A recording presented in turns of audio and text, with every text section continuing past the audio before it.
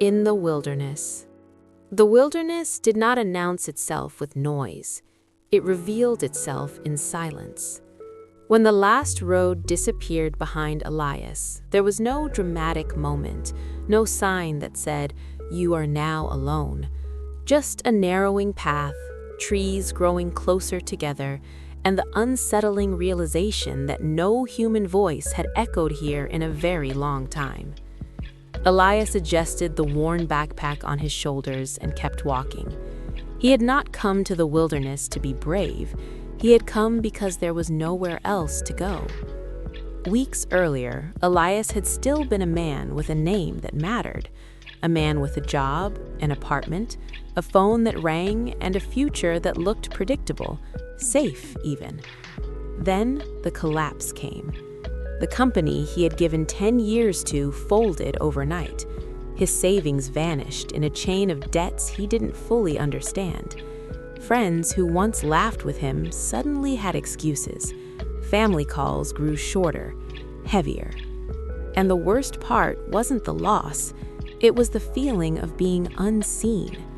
In crowded streets, Elias felt invisible. In conversations, he felt unnecessary. Every night, the walls of his small room seemed to lean inward, whispering reminders of failure. So when he heard of the wilderness, miles of untouched forest beyond the edge of civilization, it didn't sound frightening. It sounded honest. No expectations, no judgments, just survival. By the time the sun began to sink, the air had turned cold.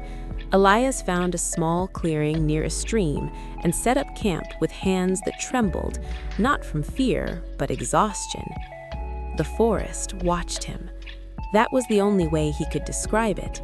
The trees stood tall and unmoving, their shadows stretching as daylight faded. Somewhere far off, a bird cried.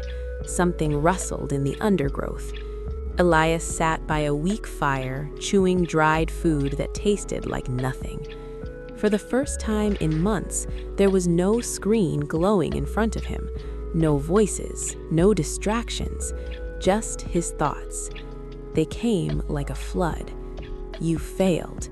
You ran away. You don't belong anywhere. His chest tightened. "I'm still here," he whispered into the darkness, unsure who he was trying to convince. The wilderness did not respond, but it did not reject him either. Days passed, measured not by clocks, but by hunger and light.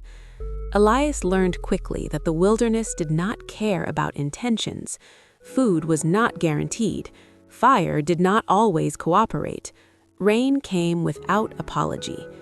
On the fourth day, hunger clawed at him hard. His hands shook as he searched for edible plants he had studied but never truly trusted. That was when he made his first mistake. The berries looked right, too right.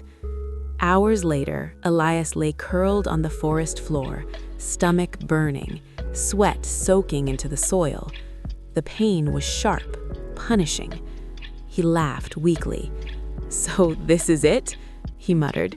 "I survive life just to lose to a berry?" But he didn't die. The sickness passed slowly, leaving him weaker and humbler. That night, he cried. Not loudly, not dramatically, just quiet tears that fell into the dirt. "I don't know what I'm doing. I thought I was strong." The wind moved through the trees like a sigh. And for the first time, Elias understood something important. Strength was not confidence. Strength was endurance. On the 10th day, Elias saw another human being. At first, he thought he was hallucinating. An old man stood near the stream, leaning on a carved walking stick. His beard was silver, his clothes patched and faded, his eyes sharp and calm. "You look like someone the forest hasn't eaten yet," the old man said. Elias froze. "You're real?" The old man smiled. "Last time I checked." They shared a fire that night. The man's name was Rowan. He had lived in the wilderness for years, not hiding, not escaping, but choosing. "The wilderness strips you," Rowan said, poking the fire. "Takes away titles, takes away excuses. What's left is who you really are." Elias stared into the flames. What if what's left isn't enough? Rowan nodded slowly. That fear brings most people here. Few stay long enough to answer it. Before dawn, Rowan was gone. No goodbye, no trail, just a carved symbol on a tree nearby, a simple circle, unfinished. Winter approached faster than Elias expected. Cold mornings numbed his fingers. Nights stretched longer. Survival demanded his full attention, leaving no room for self-pity. And something strange happened. The more Elias focused on surviving, the quieter his shame became. He learned to listen to the rhythm of birds, the warning crack of branches, the way the sky changed before rain. He learned patience from the slow growth of moss, humility from failed hunts, gratitude for a single warm meal. He became small, not insignificant, but grounded. In the wilderness, he was not a failure or a success. He was simply alive. The storm came without mercy. Wind screamed through the trees, rain turning paths into rivers. Elias's shelter groaned under the assault, and fear, real fear, gripped him. This was not emotional pain. This was survival. Lightning split the sky. A tree fell dangerously close, shaking the ground. Elias pressed himself into the earth, heart pounding. "I don't want to die here," he shouted into the chaos. And in that moment, clarity struck him like the thunder above. He didn't come to the wilderness to disappear. He came to remember himself. When the storm passed, the forest looked broken, but alive. Bent, not destroyed. So was he. Months later, Elias stood at the edge of the forest again. He was thinner, scarred, changed. The wilderness had taken his fear, his pride, his illusions, but it gave him something far more valuable: perspective. He turned back one last time and placed his hand on the tree bearing Rowan's unfinished circle. He understood now.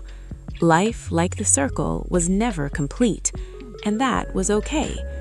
Elias stepped forward, toward civilization, not as the man who ran away, but as one who had faced himself in the silence. The wilderness did not follow him, but it stayed with him forever. Moral lessons.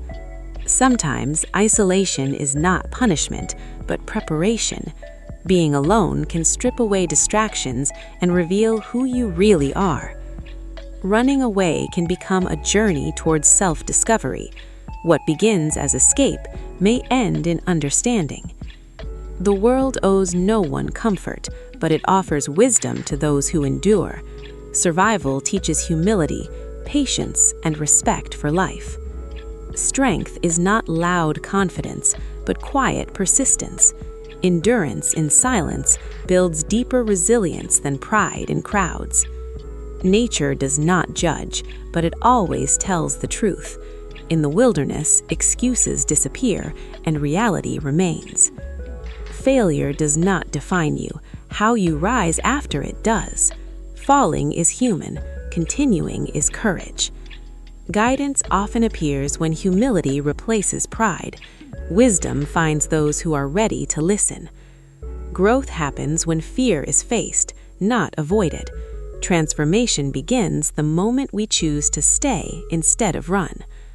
Life is unfinished, and that is its beauty. Like the broken circle, we are always becoming. You don't return the same after facing yourself honestly. The wilderness leaves marks, not on the body, but on the soul. Thanks for watching. Kindly like, comment, and subscribe for more video.